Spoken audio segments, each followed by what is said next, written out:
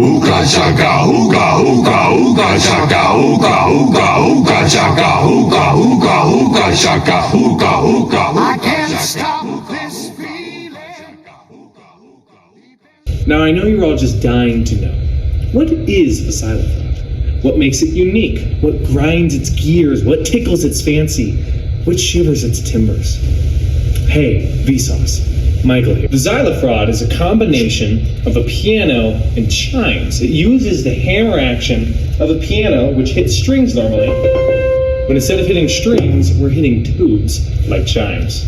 Now I know you might be asking yourself, if the instrument has nothing to do with the Xylofraud, then why did you call it a Xylofraud? Now that is a long story. And it all started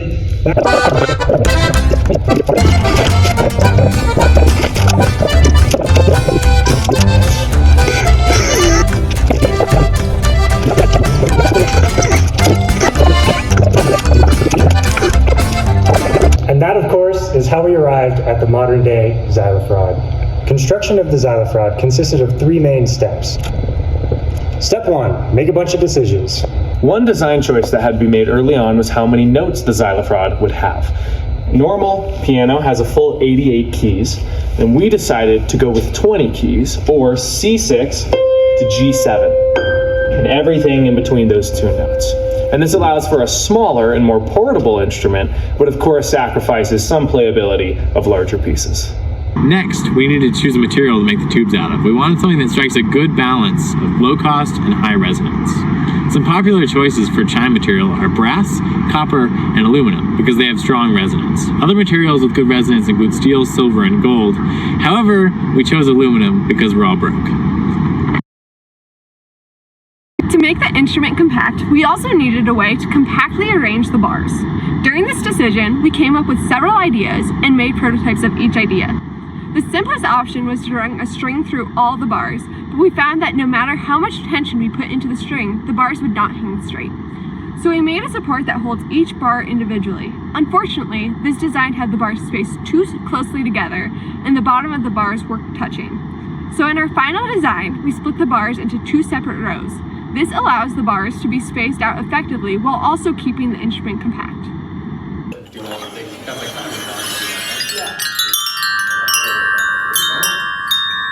To ensure that the hammer mechanism can come into contact with both sets of bars, we made 2 varying lengths of hammers.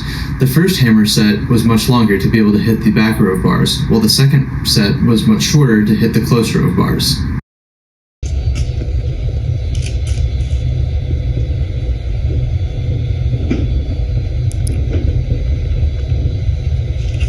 Step 2.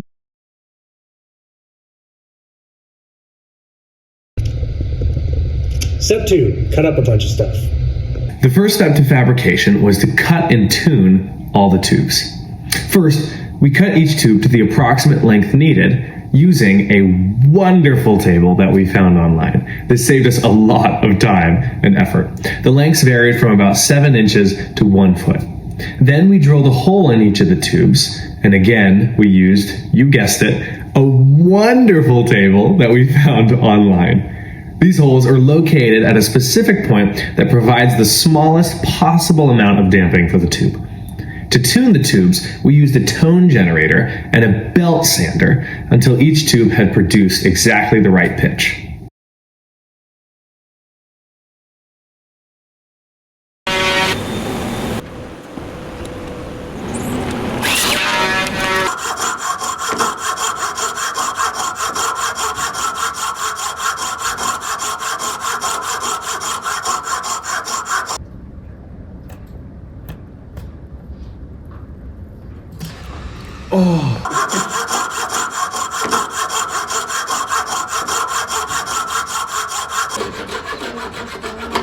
The hammer actions were mostly 3D printed, but our 3D printing footage is limited to a single time lapse, so instead I'll just explain how the hammer action works.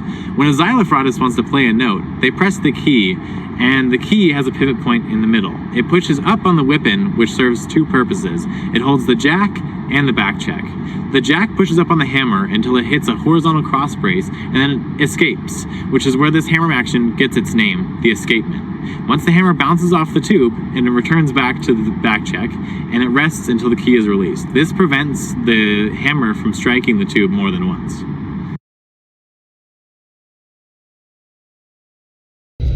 Step 3. Put it all together.